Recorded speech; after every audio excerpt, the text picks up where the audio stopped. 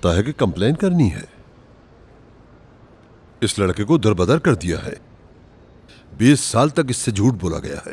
20 साल तक इसे धोखे में रखा गया है। 20 साल तक इसे इधर उधर घुमाया गया है। 20 साल लावारिस रखा है। 20 साल तक ये सब कुछ करने की क्या सजा होती है मालूम होना चाहिए। बताओ इन्हें, मुझे क्या देख रहे हो? नहीं। क्या? अम्मी जान ने कभी भी हमें भूखा नहीं रखा है। किस्मत भी हमारी खराब नहीं थी। हमारी ख्वाहिशें भी पूरी की हैं, लेकिन बस हमसे झूठ बोला था। झूठ तो मैंने भी उनसे बोला था। बस सिर्फ फर्क यह है कि जब बच्चे झूठ बोलते हैं, मुझे नहीं मालूम, बेवकूफ़ी करते हैं, नादान होते हैं, तो उनसे कोई नहीं पूछता। लेकिन जब बड़े किसी और से झूठ बोलते हैं,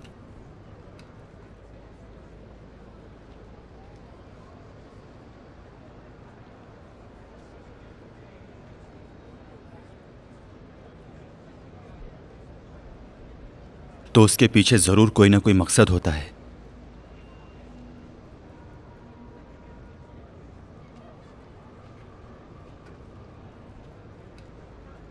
माफ कीजिएगा, लेकिन मैं अपनी वालिदा की कंप्लेन नहीं करूंगा। चलता हूं मैं।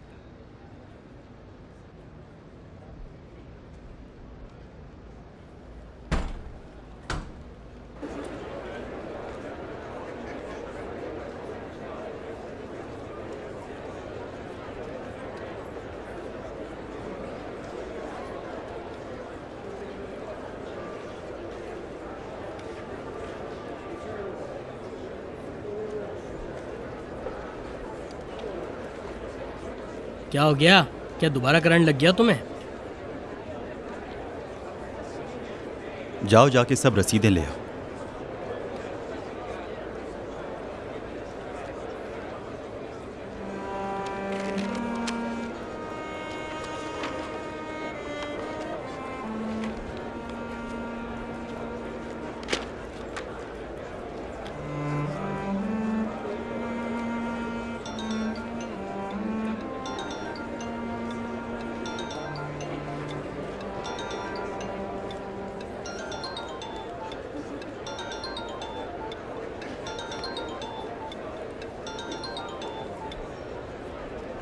हाँ बोलो नाज़गुल। हेलो मोहम्मद, पता भी है तुम्हारा। कहाँ हो इतने दिनों से? जब फ़ोन करती हूँ तुम्हारा मोबाइल बंद होता है, जवाब नहीं देते हो। एक दफ़ा फ़ोन नहीं उठाता फिर फ़ोन करती हो, दूसरी दफ़ा फ़ोन नहीं उठाता फिर फ़ोन करती हो, तीसरी दफ़ा फ़ोन नहीं उठाता तो फिर फ़ोन कर देती हो।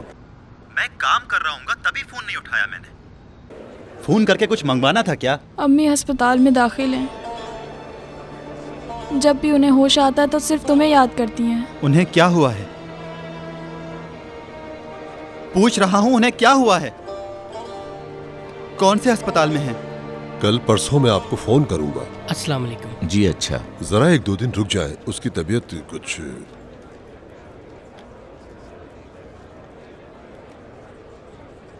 सर माफ कीजिएगा, मुझे फोन आया है, वालिदा अस्पताल में है, मुझे फौरन जाना होगा, इजाजत दें।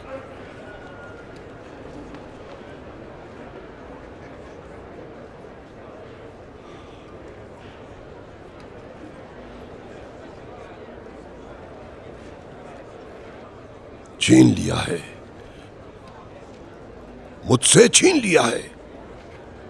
क्या छीन लिया है फिरदौस साहब? किसने छीन लिया?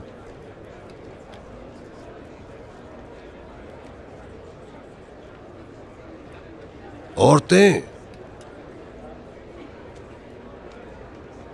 दुनिया में पहले सुकून था। उस वक्त कोई असलहा नहीं हुआ करता था, ना बंदूक, ना कोई राइफल, ना कोई गोलियां थीं। जब उनके पास एक ही असलहा था, सिर्फ एक नजर देखेंगी और बिल्कुल फव्वारे की तरह अपने आंसू बहाने लग जाएंगी।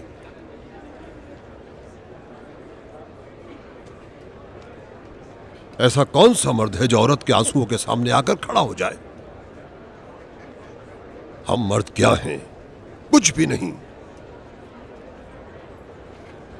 अगर हम कुछ ज्यादा भी करेंगे तो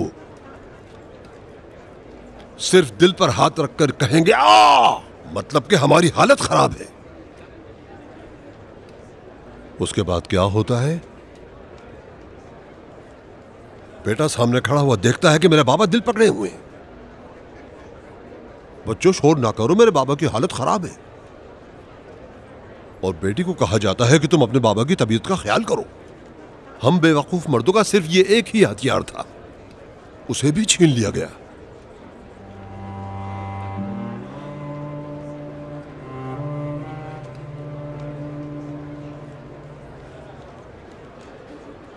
अब उसकी मां बीमार होकर अस्पताल में दाखिल हो गई है। हो सकता है वाकई बीमार हो गई हूं। अच्छा, तुम नहीं जानते वो फितना है।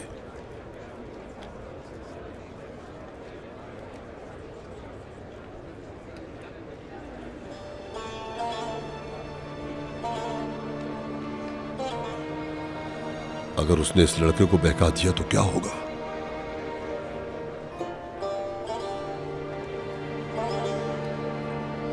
सोचता हूं अगर वो दोबारा उसे बहकाकर मुझसे दूर ले गई तो मेरा क्या होगा।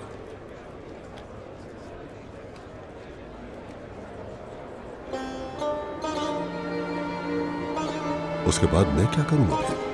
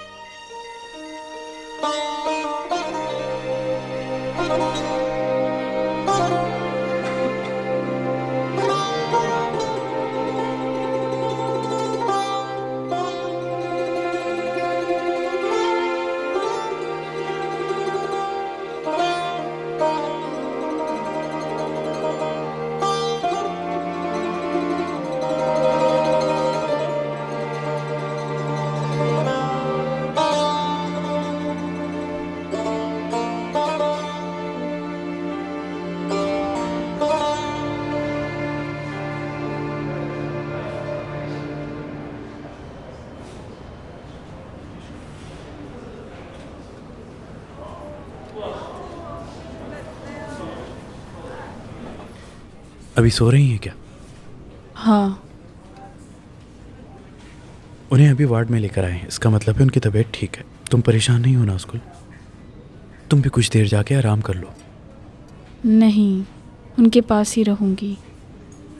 उस वक्त तक रहूंगी जब तक हम घर एक साथ नहीं चले जाते। मोहसिन, मुझे लग रहा है कि अब वो हमें छोड़ जाएंगी। तुम्हारी वालदा एक बहादुर खातून है नाज़गुल। सच पूछो तो जिस दिन उन्होंने मुझसे कहा कि शादी को रोक देते हैं, मैंने हर तरीका सोचा सिवाय उसके जो तुमने मुझे बताया। तुम्हारी वालदा बहुत अच्छी है।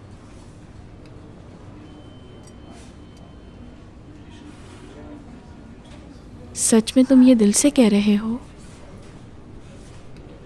क्या तुम्हें फ़र्क नहीं पड़ता कि जिस लड़की से तुम शादी कर रहे हो उसकी शनाख्त नकली है? रुको, पहले मैं तुम्हारी दूसरी बात का जवाब दे दूँ।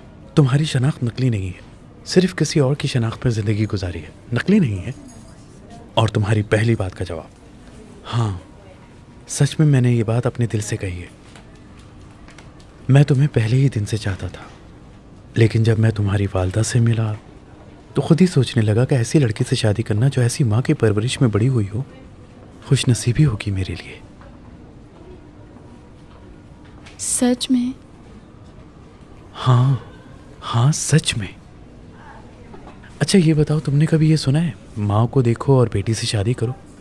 नहीं सुना ना? लेकिन तुमने तो मेरी वालदा को नहीं देखा था जब मुझे पसंद किया था। नहीं नहीं, देखा तो था, लेकिन मैं तुम्हें बताऊं, जब मैंने पहली बार देखा था तो उसी दिन सोच लिया था कि तुम्हीं से शादी करूंगा। और फिर जो तुम कह रहे हो इसका ताल्लुक शक्ल सूरत से है। कहते हैं माँ को देखो ताकि समझ जाओ कि जब तुम्हारी बीवी बड़ी उम्र की होगी तो किस तरह नहीं की भाई होगी। नहीं, मैं इस बात को नहीं मान सकता। कहते हैं कि माँ को देखो तो बेटी की सूरत के साथ साथ सीरत का भी पता चल जाता है, और यह हकीकत है। चलो जाओ, तुम अपनी तरफ से मुहावरे नहीं बनाओ। पता नहीं क्या क्या बोलते रहते हो। अरे वो देखो, मोहम्मद। मोहम्मद, मोहम्मद। बेहतर है तुम मुझसे अकेले जाके मिलो। ठीक है। अस्सलाम वालेकुम। माफ कीजिएगा, मेरी वालिदा यहाँ मोहम्मद। पर। अस्सलाम वालेकुम। वालेकुम अस्सलाम। ठीक हो? उनकी तबीयत कैसी है? सो रही हैं। क्या हुआ है उन्हें? चलो बाहर चलकर बात करते हैं।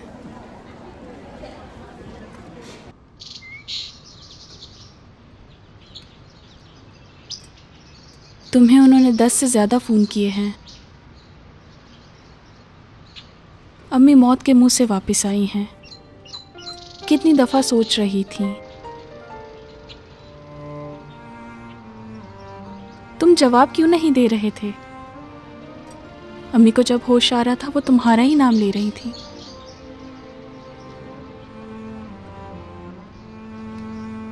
वो ऐसी हस्ती हैं जो अगर कहती थी कि रात हो रही है, मैं कहता था रात हो रही है। अगर कहते हैं दिन है तो मैं कहता था दिन है। अगर वो कहती ज़मीन गोल नहीं है तो मैं भी कहता था ज़मीन गोल नहीं है। उनकी ऐसी हस्ती थी, वो जो कुछ भी कहती थी मैंने उन पर कभी इतना सा भी शक नहीं किया। बाद में पता चला कि वही हमसे 20 साल से झूठ बोल रही हैं। तुम क्यों इस बात को इतना बढ़ा रहे हो? बड़ी बात है नाज़गुल, हमारी कोई हैसियत नहीं है। मोहम्मद रुदबारी, सना बानो रुदबारी, फातिमा रुदबारी, 20 साल पहले वो लोग मर चुके हैं। हम अभी मुर्दों में शुमार हैं नाज़गुल। अच्छा तो फिर क्या? हम लोग कुछ भी नहीं है नाज़गुल, सर से पांव तक झूठ और धोखे में है। किसने ये झूठ और धोखा दिया है? किसने हमसे झूठ और धोखा करवाया है? तुम दूसरों को क्यों नहीं कह रहे? तुम अपने दिल से क्यों नहीं कह रहे? तुम क्यों नहीं कहते कि तुम्हें इस बात का अफसोस है कि तुम एक अमीर कबीर दौलतमंद दादा से जो मशहूर और मारूफ है उनसे दूर रहे हो? बेहतरीन कार से, बेहतरीन घर से, बेहतरीन ऐश से। हाँ, तुम सच में ऐसा सोच रही हो? हाँ तो फिर और क्या सोचूं मोहम्मद? इन कुछ दिनों में अम्मी मरने वाली थी, तुम्हारा पता तक नहीं था। तुम किस तरह चाहते हो कि मैं सोचूं? हाँ,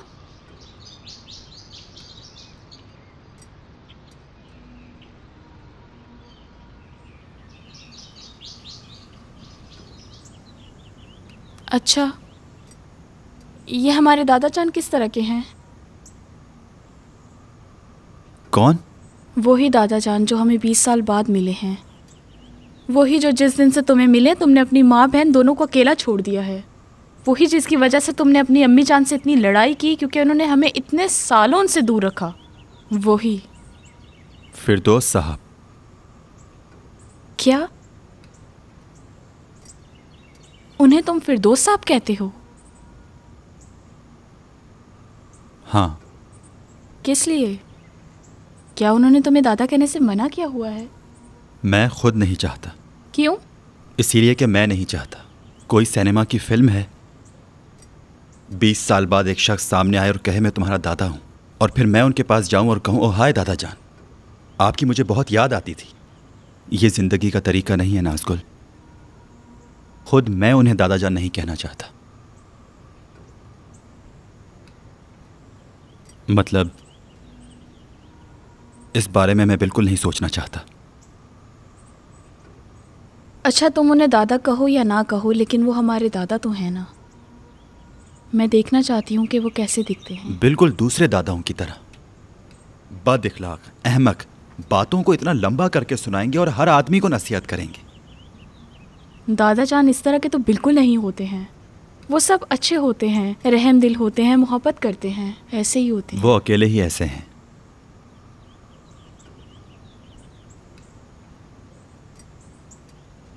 अच्छा बताओ, क्या अम्मी जान मुझसे मिलना नहीं चाहती? अम्मी तो सोते हुए और बेहोशी में भी तुम्हें याद कर रही थी। किसने कहा कि तुमसे मिलना नहीं चाहती? तो फिर तुमने मुझे यहाँ क्यों रोक लिया, उनसे मिलने क्यों नहीं दिया? क्योंकि वो सो रही थी। हाँ तो उन्हें सोते हुए देख लेता। अच्छा ठीक है, चलो देखते हैं। चलो।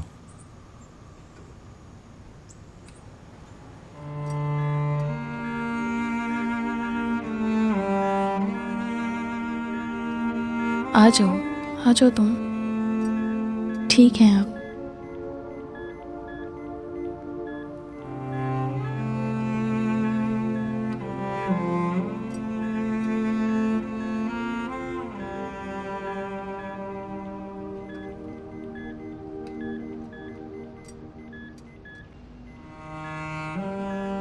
आ जाओ, देख लो।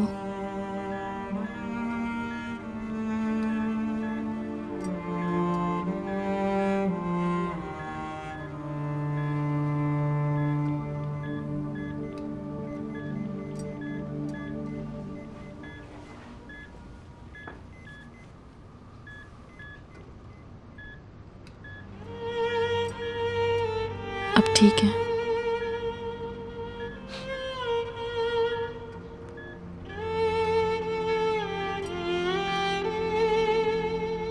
जगा नहीं सकती? क्यों नहीं? अम्मी, अम्मी जान, देखिए मोहम्मद आया है।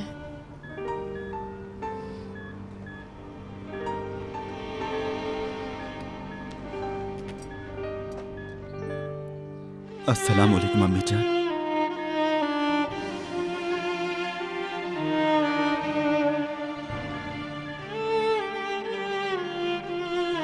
मुझे माफ कर देना। मैं माफी चाहता हूँ आपसे। एक मिनट खामोश रहो।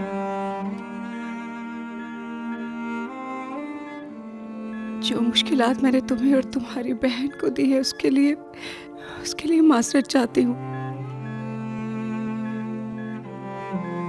अम्मी जान, पता है तुम्हारे बाबा का क्या दिल चाहता था? उनका दिल चाहता था कि उनके बच्चों की परवरिश बहुत अच्छे तरीके से हो,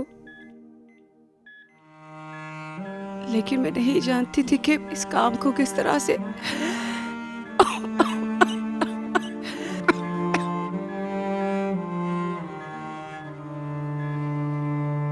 मैं सिर्फ 20 साल की थी।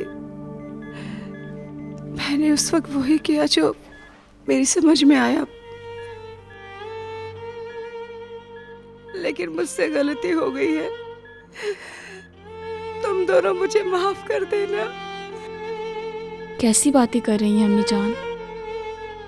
आप हमारे लिए दुनिया की बेहतरीन अम्मी हैं। हमें क्या चाहिए था जो हमारे पास नहीं था? बहुत सारी चीजें, लेकिन मैं वादा करती हूँ मैं खुद सब कुछ ठीक कर दूंगी। तुम लोगों का असली नाम तुम्हें वापस दिलवा दूंगी। फिर चाहे मुझे कुछ भी करना पड़े, करूंगी, जो भी करना पड़े।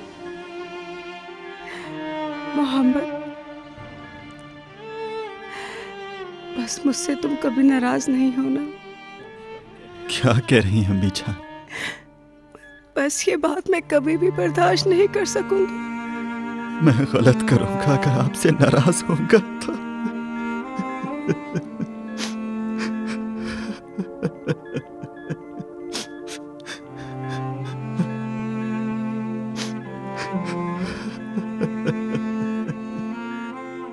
मैं अदालत जाऊंगी या मुझे जहां भी जाना पड़े जाऊंगी। जाके कहूंगी सब मेरी गलती थी, मेरे बच्चों की कोई गलती नहीं है। अपनी गलती की सजा के लिए तैयार हूं।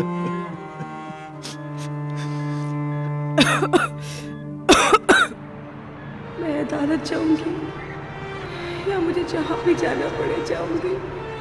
जाके कहूंगी सब मेरी गलती थी, मेरे बच्चों की कोई गलती नहीं है। मोहम्मद, बस मुझसे तुम कभी नाराज नहीं होना।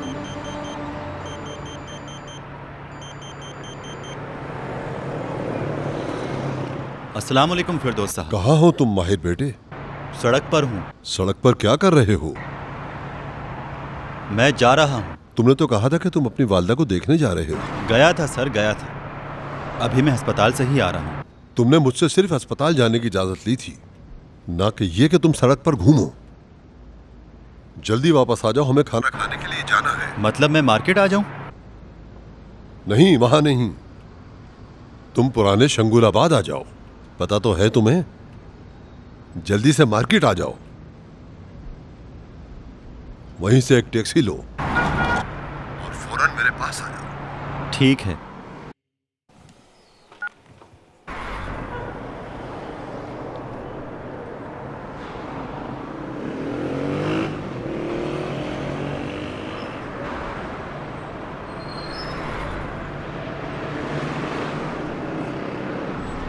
किसी मरीज से मिलने के लिए इतना वक्त बिल्कुल नहीं लगता। 5 मिनट, ज्यादा हुआ तो 10 मिनट। जानते हो ना कितना टाइम? अम्मी जान की तबीयत बिल्कुल भी ठीक नहीं है। ठीक हो जाएंगी। उनसे ठीक से बात भी नहीं की जा रही थी। उनके चेहरे का रंग। परेशान नहीं हो। औरतें जब चाहती हैं तो अपनी मर्जी से बीमार हो जाती हैं। ऐसे बीमार हो सकती हैं कि तुम देखोगे तो ऐसा लगेगा कि जैसे मलकुल मौत से बातें कर रही हों। ये बातें सभी जानते हैं। अम्मी जान बीमार हैं फिरदौस साहब। मैंने उन्हें देखा है। उनके हाथ में ड्रिप लगी हुई थी। असल बात को तुम समझ ही नहीं सकते। हमारे पास सिर्फ एक ही बीमारी है और एक दवा के सिवा कुछ नहीं। जहनी दबाव और सिर्फ ड्रिप। डॉक्टर से कहो कि सर में दर्द हो रहा है तो कहेगा परेशानी से है। कहो कि दिल में दर्द हो रहा है तो कहेगा परेशानी से है। कहो कि पांव सून हो रहे हैं तो कहेगा परेशानी से हो रहे हैं। कहोगे कि सांस नहीं लिया जा रहा तो कहेगा परेशानी की वजह से है। कहो कि बाल झड़ रहे हैं तो कहेगा परेशानी की वजह से है। कहो कि कान में आवाजें आती हैं तो कहेगा परेशानी की वजह से है। अब दवा क्या होगी? दवा सिर्फ ये होगी वो तुम्हें फौरन एक ड्रिप लगा दे और तुम पानी की तरह पैसा बहाओगे। अगर वो इस तरह ना करे तो डॉक्टर बनने के लिए 20 साल पढ़ाई पर क्यों जाया करता? और जिस वक्त वहां पर मरीजों के लिए टोकन दिए जाते हैं, चावल के, चीनी के, दाल के, मक्खन के, दूध वगैरह के, तो एक टोकन ड्रिप का भी दे देते तो बात खत्म। सारे मरीजों की छुट्टी हो जाती और सब अपने घर चले जाते। समझे? क्या है? कुछ नहीं। क्या देख रहे हो? खाना खा लिया? मुझे भूख नहीं है। लग जाएगी। वनक की तरफ चलो। जी सर, क्या ऑर्डर है आपका? 2 सुल्तानी चिल्लू कबाब। ठीक है। और कुबैदा ज़ाफ़रानी इजाफे के साथ। ठीक है। दही, सलाद, आम का अचार और 2 अंडे की जर्दियाँ। ठीक है सर, बस थोड़ी देर में भी आपका ऑर्डर आ जाएगा। मक्खन वाली प्याज याद से लेकर आना। जी जी बिल्कुल।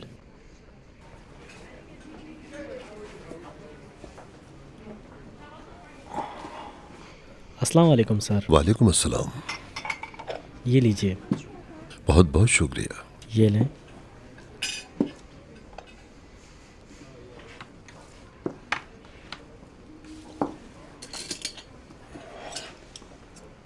और कुछ चाहिए सर? नहीं शुक्रिया।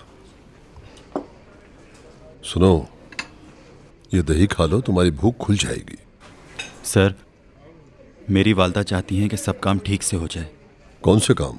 मेरा नाम और मेरी बहन का नाम वगैरह। कह रही हैं जब मैं अस्पताल से बाहर आऊंगी तो। फिलहाल तो वो अस्पताल से बाहर ही नहीं आएंगी। जब किसी काम का ठान लेती हैं तो जरूर करती हैं। आप उन्हें अभी नहीं जानते। वो अगर। अच्छा, मैं उसे नहीं पहचानता। देखो, अगर तुम औरतों को मेरे जितना जानते और अपनी माँ को भी मेरे जितना जानते तो समझ जाते कि मैं क्या कह रहा हूं। तुम उसे अभी नहीं पहचानते। अभी भी मेरे दिल में जो जख्म लगे हुए हैं वो उसी ने लगाए हैं। तुम उसे नहीं जानते। तुम्हारा बाप मेरा बहुत फर्माबरदार था, शरीफ था, मेरे घर की पली हुई फाख्ताओं की तरह। उसने उड़ा दिया, बागी बना दिया। तुम्हारी मां ने मुझे कहीं का भी ना छोड़ा। सर, वो अब उसकी तलाफी करना चाहती हैं। किस बात की? तुम्हारा नाम तुम्हें दे देगी। 20 साल में और आती तुम्हारा इंतजार कर रहे थे, उसका क्या होगा? उसकी भी तलाफी करेगी। हम दोनों अकेलेपन में इंतजार करते थे और यही उम्मीद रखते थे कि कोई आएगा और ताहिर के बच्चों की खबर हम तक पहुंचाएगा ताकि हम उनसे मिल सकें। इस बात की भी तलाफी करेगी। मुझे कहानी मत सुनाओ। उसे बहुत सी बातों की तलाफी करनी है मुझसे। वकील कह रहा है सरपरस्त को उसके हक से महरूम करना एक जुर्म है। इन सब का जवाब उसे देना होगा। मुझे नहीं मालूम, शरीयत है, कानून है, इंसाफ है, जो कुछ भी है इस मुल्क में अच्छा निजाम मौजूद है, कानून भी है। वो इन सब बातों का जवाब जरूर देगी, समझे?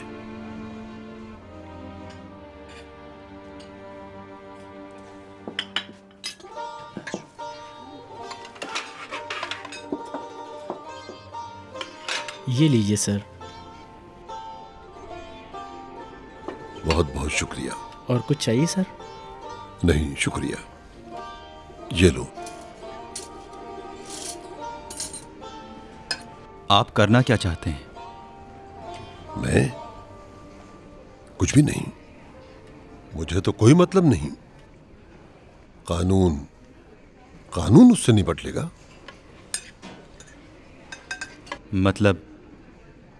मतलब आप मेरी वालदा की कंप्लेन करेंगे? क्या मुझे ये हक नहीं है?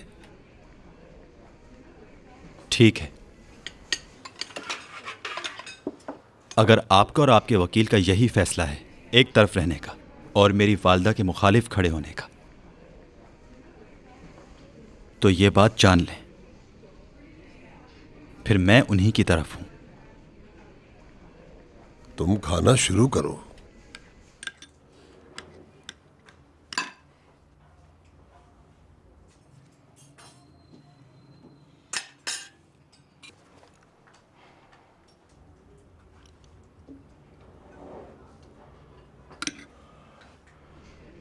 मेरी तो समझ में नहीं आता कि यह औरत बच्चों पर क्या जादू कर देती है। पहले तो तुम्हारा बाप था और अब तुम। समझ में नहीं आता मैं क्यों बार बार चोट खाता हूं और मेरे बच्चे हमेशा उसी का साथ देते हैं। 20 साल पहले भी यही हुआ और अब भी यही है। क्या हाल हो गया है मेरा। अस्सलाम वालेकुम बराती। शुक्रिया, इसी वजह से आपको फोन किया है। मैं कहना चाहता हूं कि जिस बारे में हमारी सुबह बात हो रही थी, फिलहाल उसे आप रोक दें। नहीं, असल बात यह नहीं है। मैं पहले भी एक दफा गया था और चोट खा चुका हूं। पत्थर से टकरा गया था और जमीन पर गिर गया था। मुझे अच्छा नहीं लगता कि दोबारा गिरूं। आखिर ये चोट मैं कब तक खाऊं? फिलहाल आप इस बात को रहने ही दें, देखो क्या होता है। ठीक कह रहे हो तुम। शुक्रिया।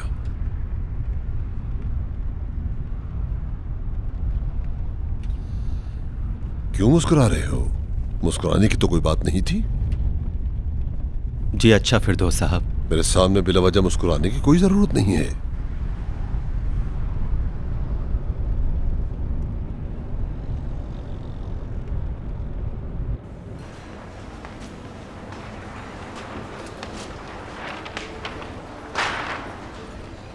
एक्सक्यूज मी सर, जी। मुझे साबिर साहब से मिलना था। उस तरफ चले जाएं। Thank you.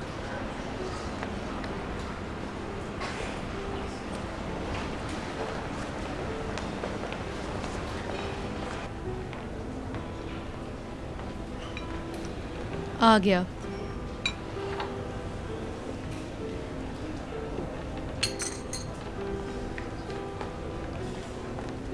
अस्सलाम वालेकुम। वालेकुम अस्सलाम रुस्तम। अस्सलाम वालेकुम। ये मेरी बेगम है और ये रुस्तम है। बैठो।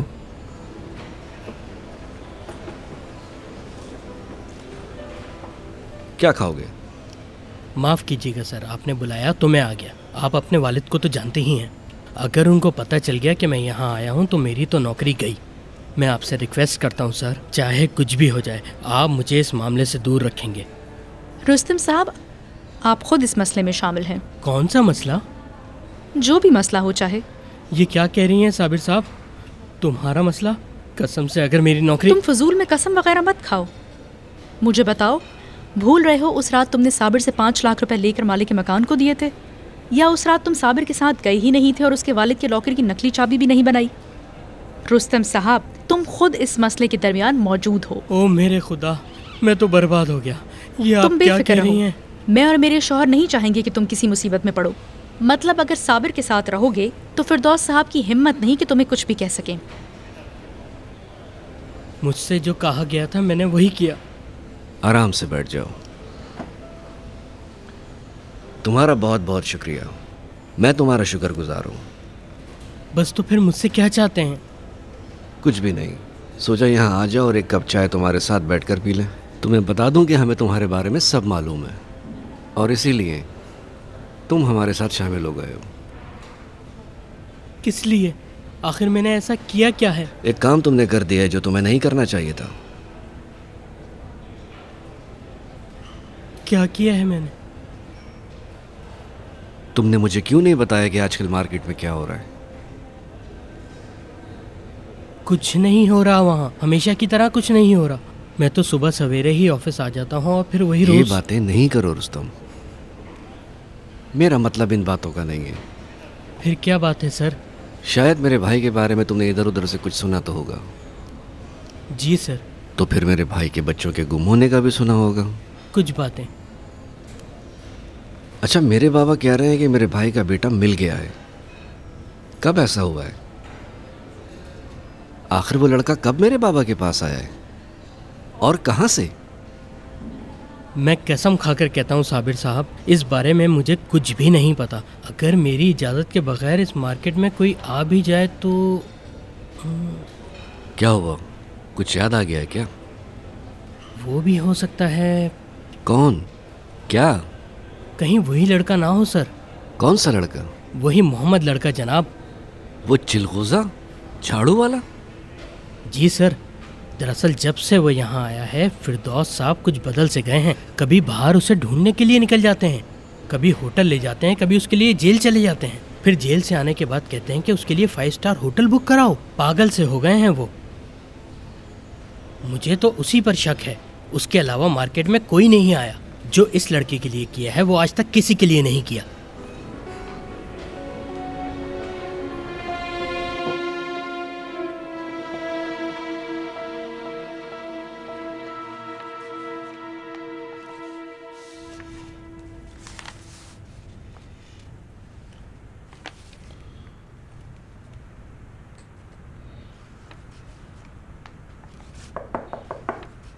कौन है? मैं हूं बाबा जान। अंदर आ जाओ।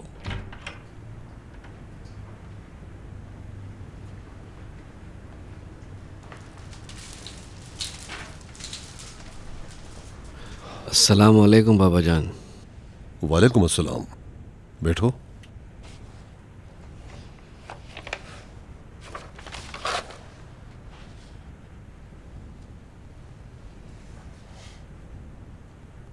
ये सब रसीदें हमारे माल खरीदने की हैं।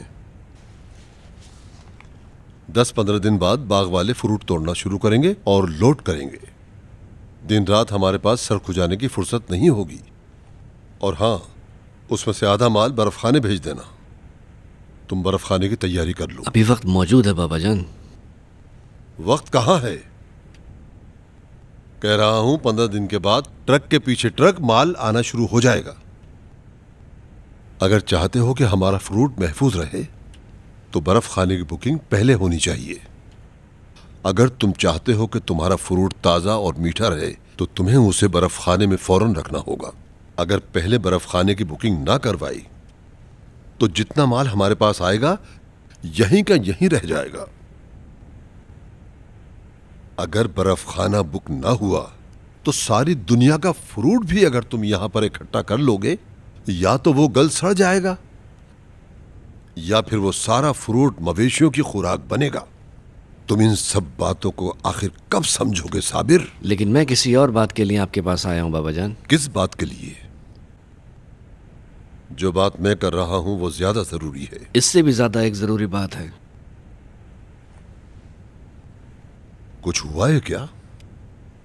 नहीं बाबा जान, मैं यहाँ इसलिए हूँ कि जो खबर आपने दी थी उस बारे में बात कर लूँ। कौन सी खबर? वही खबर जो आपने कल दी थी हम सबको।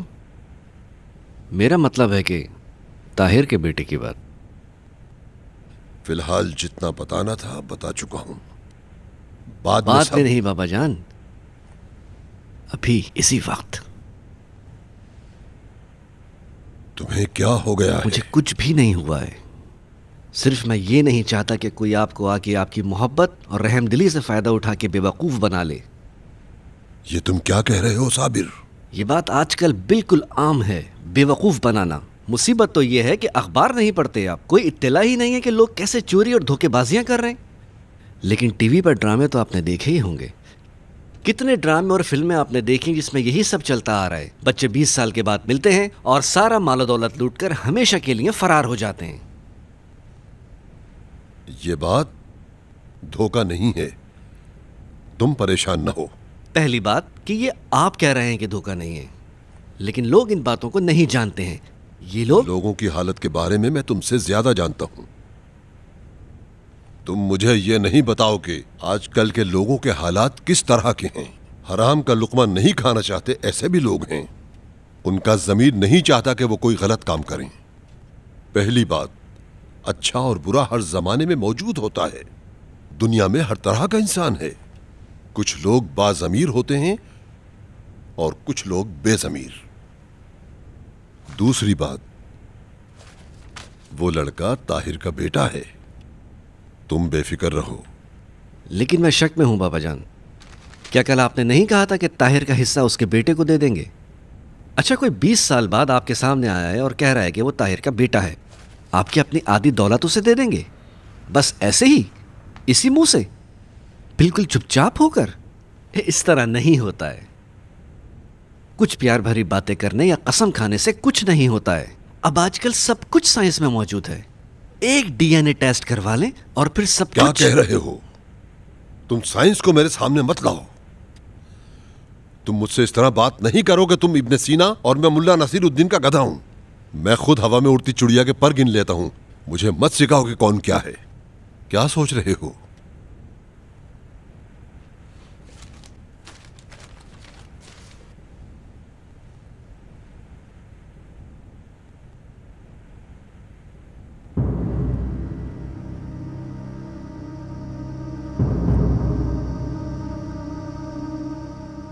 बीस साल पहले का तुम्हें याद है?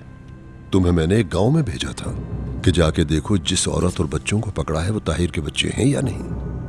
याद आया कुछ? जी बाबा जान, आप तो जानते ही हैं मैं उसी वक्त चला गया था। हाँ, तुम गए थे और उन्हें देखकर कहा कि वो नहीं है। लेकिन साबिर, मैं अस्पताल में था और मेरा दिल कह रहा था वो बच्चे ताहिर ही के हैं। तुम अपने चेहरे पे सजाई आंखों से देख रहे थे, लेकिन मैं अपने दिल की आंखों से देख रहा था। हम में से जरूर कोई एक गलत था। अभी मैं नहीं जानता कि कौन गलत था।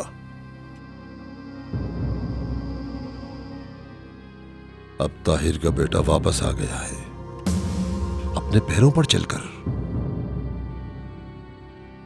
मैं नहीं जानता कि वो सच कह रहा है या झूठ, लेकिन उसका गवाह उसके साथ है।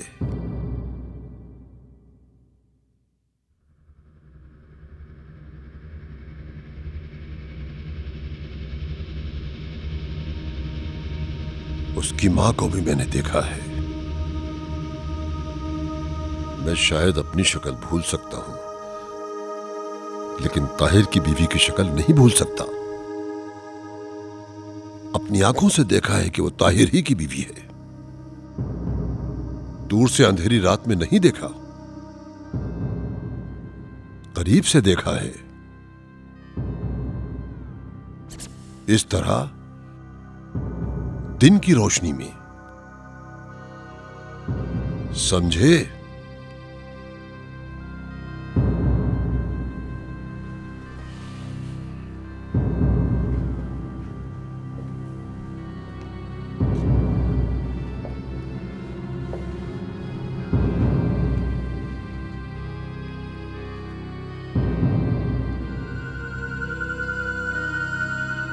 कोई और बात पूछनी है?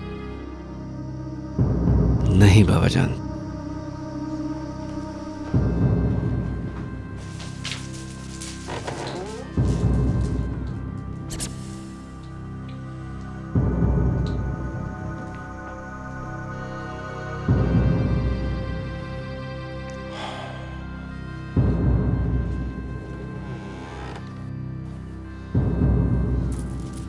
एक सवाल और पूछना चाहता हूं।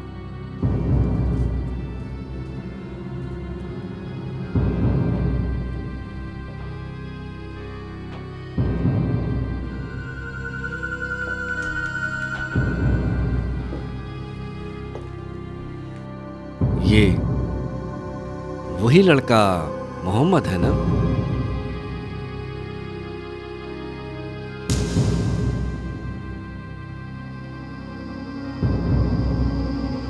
कल बर्फ खाने की बुकिंग करवा लो बस।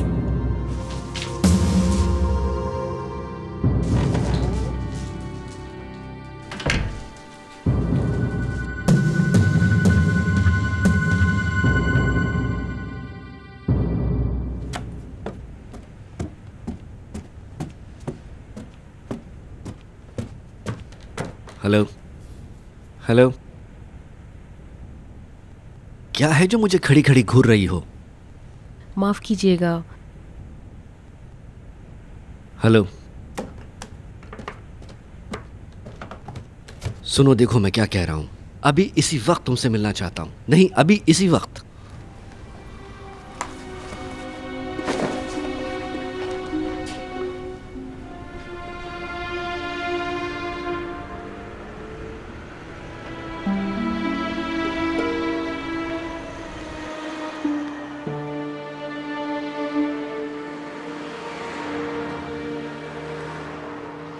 ये लीजिए। बहुत बहुत शुक्रिया।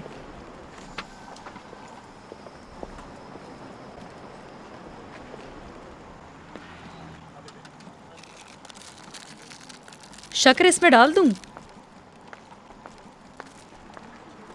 साबिर, क्या है? मैं कह रही हूं शक्कर डालूं?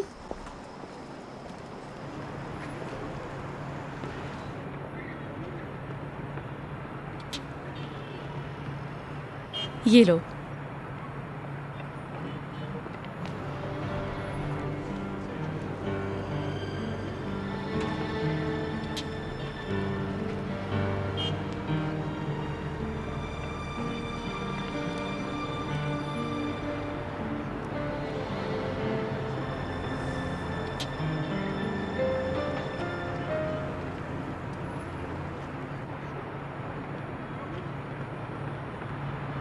साबिर, साबिर। हाँ? इसमें शक्कर मिली हुई है। अगर तुम्हें कहवा ही पीना था तो वहीं होटल में बैठ के पी लेते। क्या है, इस तरह से मुझे क्यों देख रहे हो जैसे मुझे कुछ मालूम नहीं? अच्छा नहीं है ये। गाड़ी में सब कुछ तो तुम्हें बता चुका हूं। खुद वही लड़का है, ताहिर का बेटा। कोई शक इसमें नहीं है। मेरे बाबा उसकी मोहब्बत में मर रहे हैं जैसे उन्हीं का बेटा हो। हवा में उड़ रहे हैं, पागल हो चुके हैं। कह रहे हैं ताहिर का हिस्सा उसके बेटे को दे दूंगा। इसका मतलब जानती हो तुम? बिल्कुल जानती हूँ। हाँ तो? अच्छा तो तुम्हें क्या फर्क पड़ता है? अच्छा क्या फर्क पड़ता है? मुझे क्या फर्क पड़ता है? सुनो मेरी बात, तुम्हें कोई फर्क नहीं पड़ता। तुम्हें उनकी खिदमत और साथ की आदत हो चुकी है। मुसीबत यह है कि कल तक मालिक तुम्हारे बाबा थे और कल से तुम्हारे भाई का बेटा होगा। तुम्हें इससे क्या फर्क पड़ता है?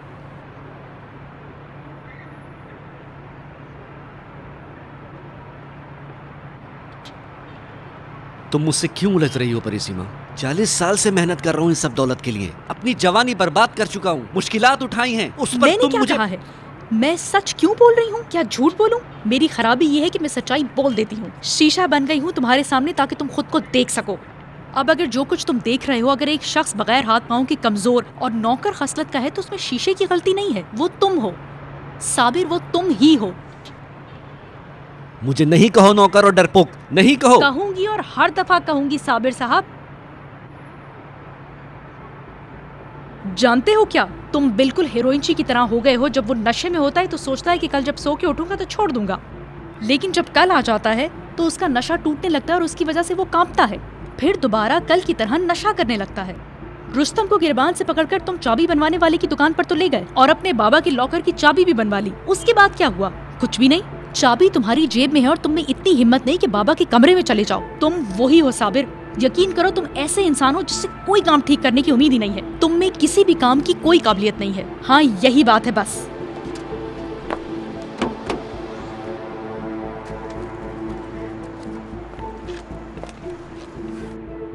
अच्छा, क्या अब वो लड़का मिल गया है? तुम उसका अब क्या करोगे? मार दो। अगर इतनी हिम्मत होती तो अच्छा था। मैं तो ये कहूंगी किसी शख्स को तलाश करो, उसके हाथ पे कुछ पैसे रखो, उसे कहो किसी एक्सीडेंट, किसी हादसे में कुछ कर करा दे, खत्म करे। अगर ये नहीं चाहते तो एक दफा, सिर्फ एक दफा मर्द बनो, हिम्मत करो, अपने बाबा के कमरे में जाकर उस चाबी का फायदा उठाओ। जब तक तुम्हारे बाबा को पता चलेगा पानी सर से ऊंचा हो चुका होगा, उस वक्त वो मजबूर होंगे कि आखिरी सांस तक तुम्हारे नौकर बने रहें। इतनी ही बात है। दरअसल मेरी ही गलती है। तुम वो मर्द ही नहीं हो जिसकी मुझे ख्वाहिश थी। ऐसा तो नहीं बोलो परिसीमा। क्यों नहीं बोलूंगी मैं? क्योंकि मैं तुम्हारे अलावा बिल्कुल ठीक चल रही थी, लेकिन तुम बिल्कुल ठीक नहीं हो। तुम खुद अपने साथ भी वफादार नहीं हो साबिर। मैं चाहती थी तुम्हारी जिंदगी में कुछ करके दिखाऊंगी, तुम्हारी जिंदगी बनाऊंगी, तुम्हें कुछ बनाऊंगी, लेकिन नहीं हो सकता है। जो काम भी कर रही हूँ नहीं हो रहा। तुम वही हो जैसे हमेशा से थे। मैं भी अनीस और ज़ेबार की तरह हो जाऊंगी। कल तक वो 2 थी और फिर 3 हो जाएंगी।